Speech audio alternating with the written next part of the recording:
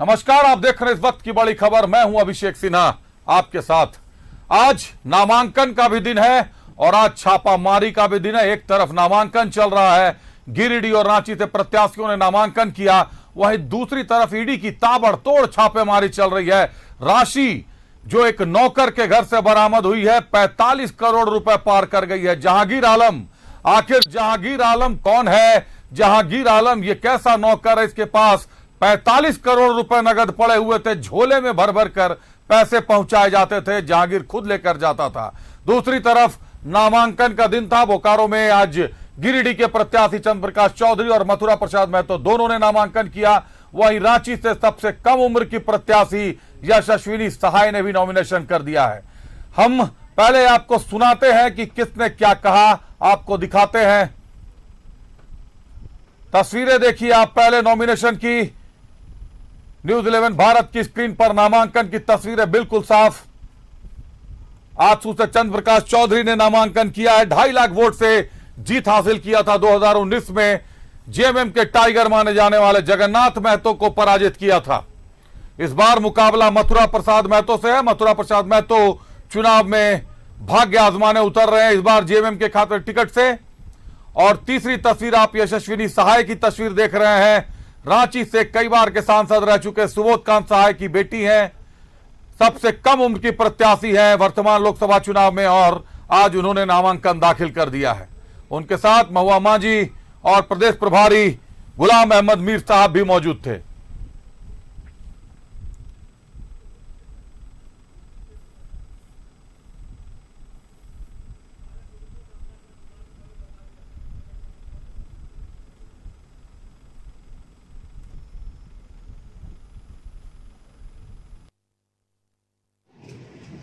कार्यकर्ता के बल पर ही चुनाव लड़ा जाता है। कार्यकर्ता में उत्साह है और आने वाला 25 मई को कार्यकर्ता भारी बहुमत से जिताने का प्रयास करेंगे। जनता उसमें हम लोग पर, इंडिया गठबंधन पर, झारखंड मुक्ति मोर्चा पर आस्था जताएगी। हमारा कोई फर्क नहीं पड़ता। पिछले बार भी इससे कदावर नेता था जिनको हमने 2.5 लाख से हराया था और इनको 5 लाख वोट से हराएंगे। इसकी कारण आप देख रहे हैं कि जो जनसैलाब है, जो भीड़ आया है, जो निश्चित तौर पर इस बार हम लोग 5 लाख वोट से जीते। कभी टीचर नहीं उछालना है उनका। हमें बस ये जो अन्याय हो रहा है, ये जो अधर्म हो रहा है, उसके खिलाफ लकीर लिखनी है। और आप सब पता चाहिए कि आप सबकी बहन और बेटी हूँ, आप सब मेरा परिवार है, आप सबको मैं जानती भी हूँ और एक साथ मिलकर मैं ये भी जानती हूँ कि आपकी शक्ति ही हमें आगे लेके जाएगी। कार्यकर्ता के बल पर ही चुनाव लड़ा जाता है। कार्यकर्ता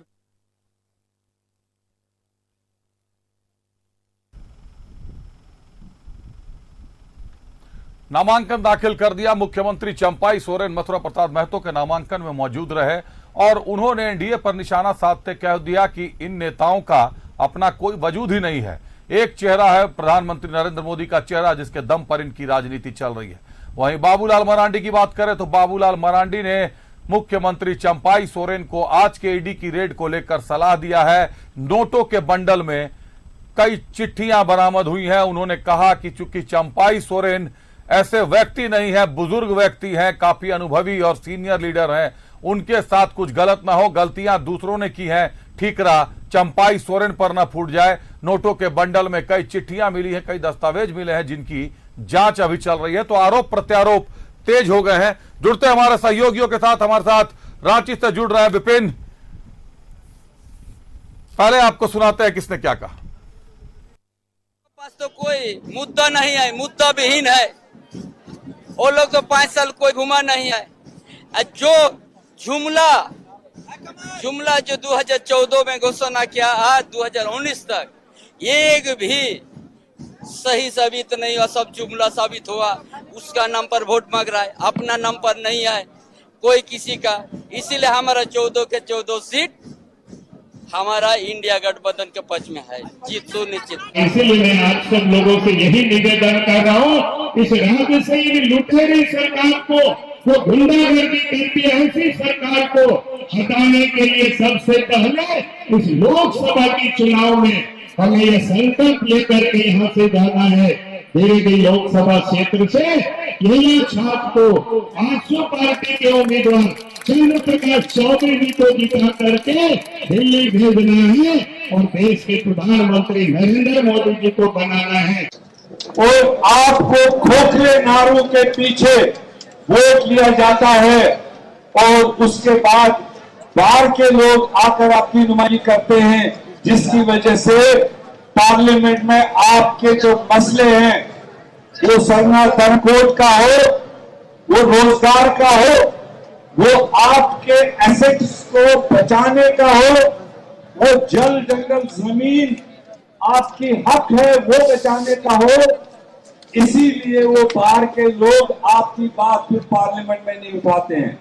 वो लोग के पास तो कोई मुद्दा नहीं है, मुद्दा भी अभी अभी आपने सुना मुख्यमंत्री चंपाई सोरेन को, प्रदेश अध्यक्ष भाजपा के बाबूलाल मरांडी को और कांग्रेस के प्रदेश प्रभारी गुलाम अहमद मीर को। तीनों दिग्गज नेता, बड़े नेता एक दूसरे पर पूरी तरीके से हमलावर हो गए हैं। चुनाव नजदीक है, जमीन तपती जा रही है। रुक करते हमारे सहयोगियों का अजय लाल हमसे जुड़ रहे हैं और बोकारो से सुरेंद्र हमसे जुड़ रहे हैं। अजय, चंद्र प्रकाश चौधरी ने गिरिडीह से नामांकन किया है। निश्चित तौर पर जेएमएम के टाइगर माने जाने वाले टाइगर जगन्नाथ महतो को 2.5 लाख मतों से पराजित किया था। मथुरा प्रसाद महतो के लिए यह बड़ी चुनौती है इस बार। अजय,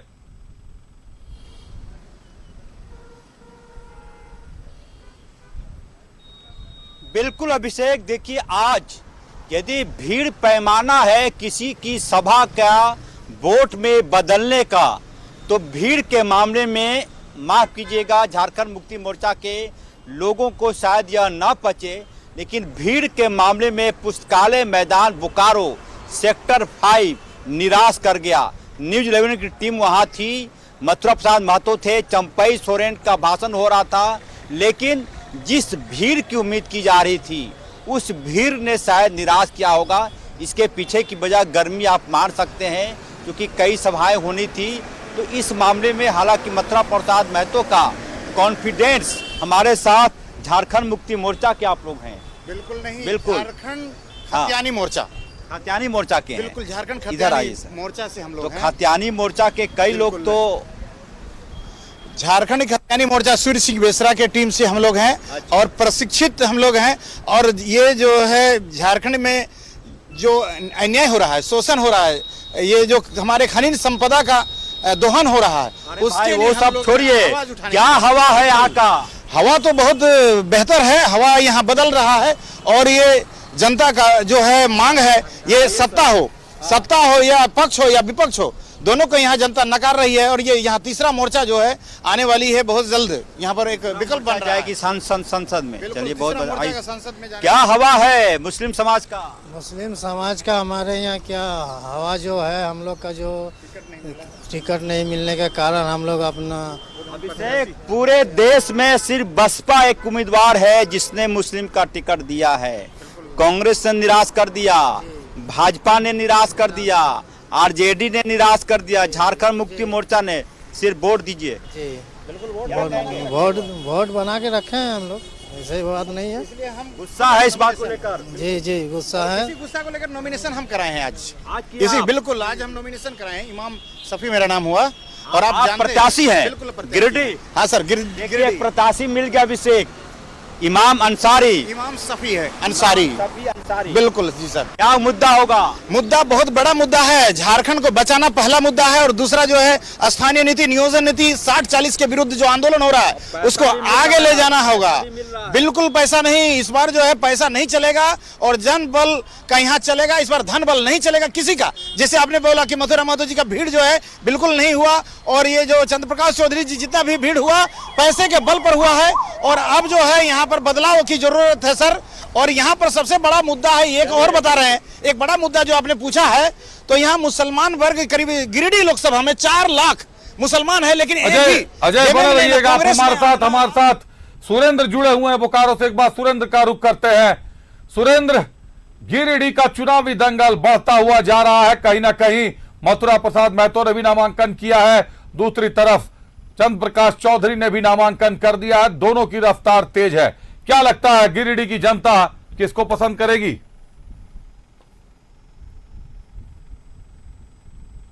जिस तरह से यहाँ गिरिडीह के लिए नामांकन किया गया है, चंद्र प्रकाश चौधरी और मथुरा महतो ने भी नामांकन किया है, और जिस तरह से लोगों का रुख है दोनों तरफ ही दिखा जा रहा है। आप कह सकते हैं कि जो मथुरा महतो संदिग्ध के भी बदलवान विधायक है और उनके पहली बार वो लोकसभा चुनाव लड़ रहे हैं। वहीं अगर हम बात करें चंद्र प्रकाश चौधरी की, तो दूसरी पारी के लिए तैयार है और दूसरी पारी के लिए चुनाव लड़ेंगे। जिस तरह से टाइगर जगन्नाथ महतो को चुनाव में 2019 में इन्होंने 2.5 लाख लगभग वोटों से जगन्नाथ महतो को हराने का काम किया था, तो हम कह सकते हैं एक तरफ जिस तरह से चंद्र प्रकाश चौधरी का मनोबल भी बढ़ा हुआ है कि एक बार जीत कर आए हैं, और जिस तरह से कई दिग्गज आज आकर मन से कई तरह की बात कहने लगे, जिस तरह से आज हम कह सकते हैं कि जिस तरह से चंपाई सोरेन के पीए और उनके जो ये के घर से जो उनके स्टाफ है उनके घर से करोड़ों रुपए मिले हैं, तो सब अब कह रहे हैं कि जो लूट खसोट हो रही है वो होने नहीं देंगे। एक नया मुद्दा मिल गया है एनडीए को। और वही अगर बात करें मथुरा महतो की, तो जिस तरह से जनसंपर्क कर रहे हैं, लगातार लोगों से मिल रहे हैं, लगातार का उनका कहना है जनसंपर्क में हमें समय मिल रहा है, और दूसरी जो तरफ से एनडीए के जो प्रत्याशी उन्होंने कोई काम नहीं किया है। तो हम कह सकते हैं कि सभी अपने वादे गिना रहे हैं, अपने कामों का गिना रहे हैं। चूंकि चंद्र प्रकाश चौधरी ने 5 साल का लेखा जोखा लेकर आज नामांकन करने भी पहुंचे थे, और अगर इस तरह से लोगों की बात जयराम महतो की भी आ रही है, तो देखना होगा कि किस तरह से चुनाव होगा, पुनिया होगा, या जयराम महतो मथुरा महतो, या फिर कहे कि हम एनडीए के चंद्र प्रकाश चौधरी, दोनों के बीच टक्कर देखी जा रही है। अब जनता को तय करना है कि आगे क्या होगा। जी बिल्कुल सुरेंद्र, जनता को तय करना है आगे क्या होगा। बने रहिएगा। एक बार फिर अजय का रुख करते हैं। अजय, आज आपने बाकायदा दोनों जनसभाओं को देखा, चंद्रप्रकाश चौधरी की जनसभा को भी देखा, नेताओं को सुना, बाबूलाल मरांडी, सुदेश महतो समेत कई लोग मौजूद थे आपके साथ। आज अभी आपके साथ भी एक तीसरा मोर्चा का दावा करने वाले लोग मौजूद हैं। ईडी की छापामारी आज चल रही है। 45 करोड़ से ज्यादा की रकम बरामद हो चुकी है रांची से। मंत्री आलमगीर आलम के ओएसडी हैं संजीव लाल, उनके नौकर 45 करोड़ रुपए रखते हैं, तो ओएसडी के ठिकाने पर कितना मिलेगा अभी बता पाना मुश्किल है। जनता क्या राय देती है, ये जो प्रत्याशी आपके साथ मौजूद हैं, ये ईडी की कार्रवाई को कैसे देखते हैं?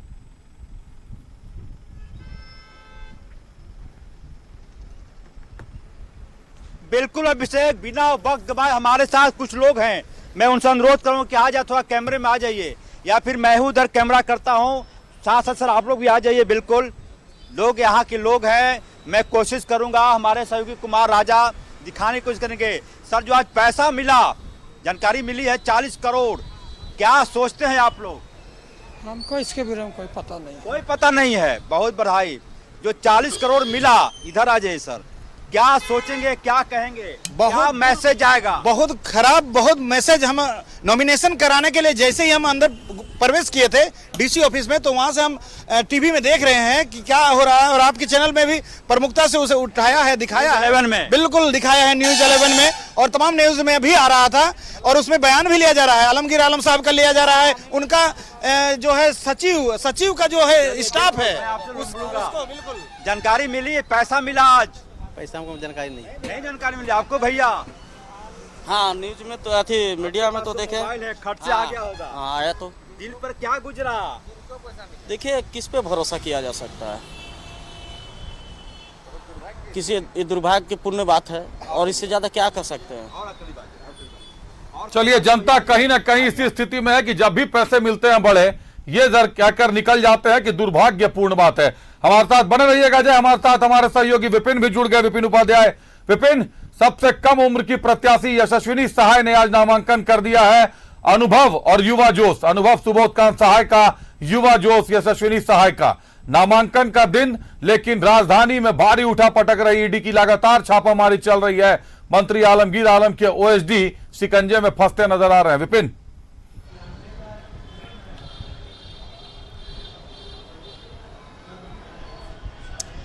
जी देखिए, आज रांची संसदीय सीट से कांग्रेस के उम्मीदवार और पूर्व केंद्रीय मंत्री सुबोधकांत सहाय की बेटी यशस्विनी सहाय ने अपना पर्चा दाखिल किया।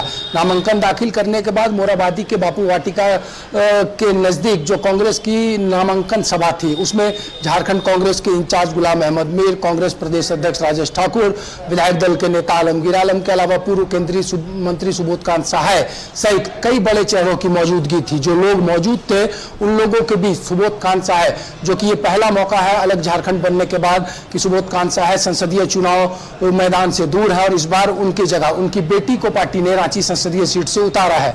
तो उन्होंने आज साफ तौर पर कहा कि सुबोध कांत सहाय को देश का सुबोध कांत सहाय बनाने वाली रांची की जनता उनकी बेटी यशस्विनी सहाय पर भी भरोसा जताएगी। और आज उन्होंने इस मंच से भावुक होते हुए ये कहा कि आज वो अपनी बेटी रांची की जनता को सौंप रहे हैं और रांची की जनता ये तय करेगी कि रांची संसदीय क्षेत्र का प्रतिनिधित्व पार्लियामेंट में कौन करेगा। बिल्कुल विपिन, पार्लियामेंट में कौन करेगा। युवा जोश और अनुभव दोनों का संगम है निश्चित तौर पर, और ये मानना होगा कि कहीं ना कहीं यशस्विनी टक्कर देने के पूरे मूड में है, पूरी तरीके से तैयार कर रही है अपने आप को। पहली बार चुनाव में जरूर उतरी है लेकिन काफी संभल कर कदम उठा रहे हैं। सुबोध कांत सहाय से आज आपने बात की, लेकिन आज एक और घटना हुई है।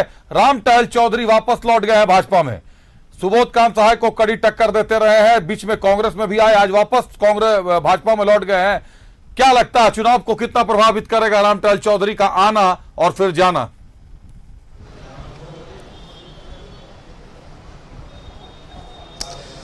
देखिए, इसका सीधा जवाब पिछले चुनाव में उनको मिले वोट है जो निर्दलीय लड़के उन्होंने हासिल किया था, और उसके बाद राजनीतिक महत्वाकांक्षा भी इनकी साफ तौर पर नजर आ रही है कि टिकट की आस में कांग्रेस के दरवाजे पे ये भटकते पाए गए।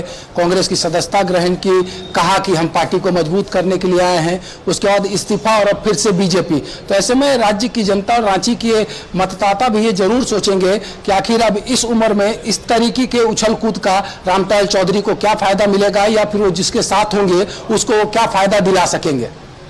चलिए, निश्चित तौर पर मतदाता भी उनको लेकर विचार करेंगे। बहुत धन्यवाद आपका विपिन हमारे साथ जुड़ने के लिए, अजय आपका हमारे साथ जुड़ने के लिए, और सुरेंद्र आपका हमारे साथ जुड़ने के लिए, तमाम जानकारियों के लिए, तमाम खबरों के लिए।